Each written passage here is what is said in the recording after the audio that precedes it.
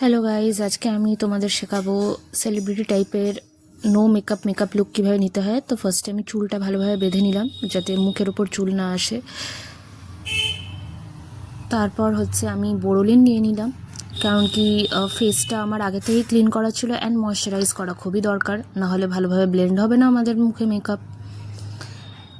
And অনেকেই আমার মেকআপের প্রশংসা করেছে, সো আই থট যে এটা সবাই বলে দেওয়া ভালো, তাড়াতাড়ি চটজলদি কীভাবে হয়ে যায়। তো আমি ভালোভাবে আমার মুখে ক্রিমটাকে ব্লেন্ড করে নিলাম। অ্যান্ড বোরোলিন আমার খুব স্যুট করে, তো তাই জন্য আমি বোরোলিনটাই নিলাম। আমি আমার জিনিসপত্র খুঁজছি।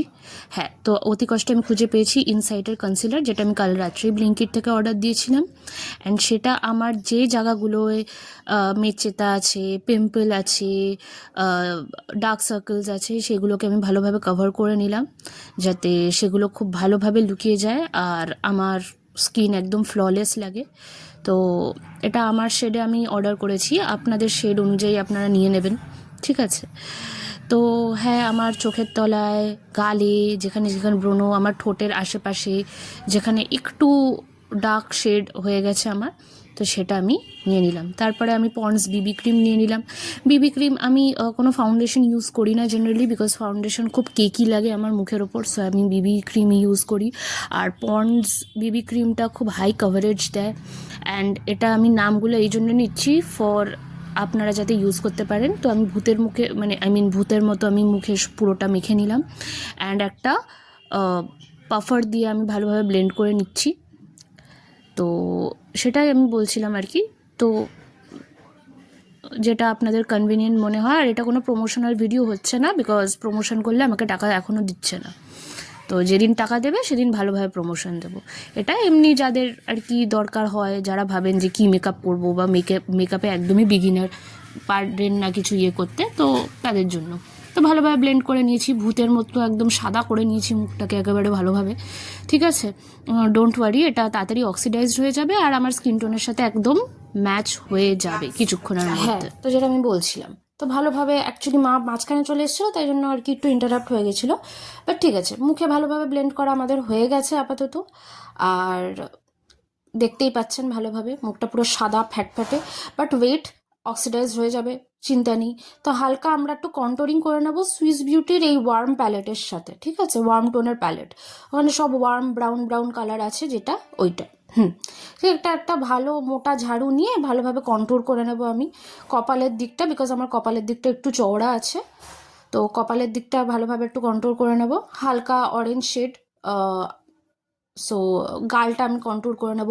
অরেঞ্জ শেড এই জন্য নিয়েছি বিকজ আমার fair to medium skin tone, তো যাদের একটু হালকা ডার্ক শেডে আছে তো তারা ডার্ক ব্রাউন নিতে পারে, তো আমি লাইট অরেঞ্জেই আমার কন্ট্রোল হয়ে যায় ঠিকঠাক, ঠিক আছে। তো ভালোভাবে ব্লেন্ড করে নিলে ওই ওয়ার্ম এফেক্টটা, ওই ফ্যাটে সাদা ভাবটা চলে যায়, ঠিক আছে। তো ওটা আমি দিয়ে ভালোভাবে কন্ট্রোল করে নিলাম। আমার মুখটা একটু পাতলা লাগছে, কারণ কি আমার মুখে প্রচণ্ড ফ্যাট আছে, চর্বি আছে, তো ওটাকে ঢাকার জন্য কন্ট্রোল করে নিলাম। নাকটাকে এবার একটু কন্ট্রোল করে নেবো, বিকজ আমার নাকটা একটু বোচা টাইপের, তো আমি ওই পাতলা ফ্যাটে একটা ঝাড়ু নিয়ে ওটা করে দিয়েছি। তারপরে আমি ভালোভাবে পাফার দিয়ে ভালোভাবে ব্লেন্ড করে দিয়েছি, অ্যান্ড পুরো মুখটা একটু ভালোভাবে ব্লেন্ড করে দেবো যাতে ভালোভাবে ব্লেন্ডিংটা হয়, ঠিক আছে। ওরকম না হলে কি বলুন তো, লাইন থাকে আর খুব বাজে লাগে দেখতে। তো আমি ভালোভাবে মুখটাকে ব্লেন্ড করে নিয়েছি আর কি, যাতে আমাকে ওই ফ্যাটে সাদা।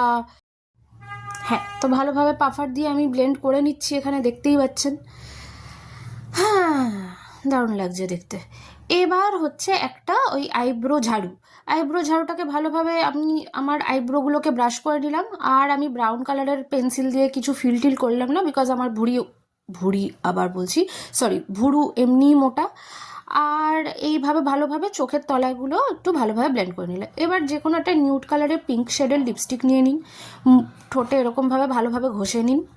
হ্যাঁ, একদম এইভাবে ভালোভাবে। তার উপর আপনি কি করবেন, আমি একটা ব্রাউন কালারের শেড নিয়েছি, ডার্ক ব্রাউন L18-এর, তো ওটা দিয়ে আমি একটু ভালোভাবে লাইন করে নেবো আমার ঠোঁটটাকে। কেন? বিকজ আমার যেহেতু মুখে আর কোনো মেকআপ নেই, আমি চোখ করিনি, ভুরু করিনি, কিছুই করিনি, শুধু স্কিনটাকে ফ্ললেস বানিয়েছি, তাই জন্য একটু ঠোঁটটাকে হাইলাইট করার জন্য আমি ব্রাউন শেডটা দিচ্ছি। আপনারা চাইলে নাও দিতে পারেন, ঠিক আছে, কোনো অসুবিধা নেই।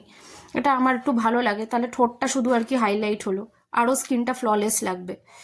তো ওটাই একটু কটন দিয়ে আমি একটু ঠিকঠাকভাবে ব্লেন্ড করে নিলাম। কেন ব্লেন্ড করে নিলাম? যাতে একটু ম্যাট ফিনিশটা আসে। আর এইটাই হচ্ছে, ঠোঁটটা দেখছেন পাউটি লিপ লাগছে, একেবারে পাউটি লিপ। তো ওটাই। আর আমি একটু হালকা এরকম কনসিলার দিয়ে চারিপাশটা একটু ঘেটে গেছিলো আর কি, তো ওই কনসিলার দিয়ে আমি একটু ঠিক করে নিলাম যাতে একটু ফাইন লিপসটা লাগে। আসলে এটাই হচ্ছে ফর্মুলা। যদি আপনার চোখ ভারী করেন, চোখে স্মোকি আই করেন, তাহলে আপনি ঠোঁটটা নিউড রাখবেন, আর যদি আপনি ঠোঁটটা ডার্ক করেন তাহলে চোখটা নিউড রাখবেন। কন্ট্রাস্টে জিনিসটা দেখতে ভালো লাগে। সো ইয়া, সবার কনসেন্ট্রেশন আমার ঠোঁটেই থাকবে আর স্কিন কেউ দেখবে না। যাই হোক, স্কিনটা তাও আমি ঠিকঠাক করেছি। তো এইভাবেই আপনি 10 মিনিটে রেডি হয়ে যেতে পারেন। আমি 12 মিনিটে হয়েছি। And this is the final look.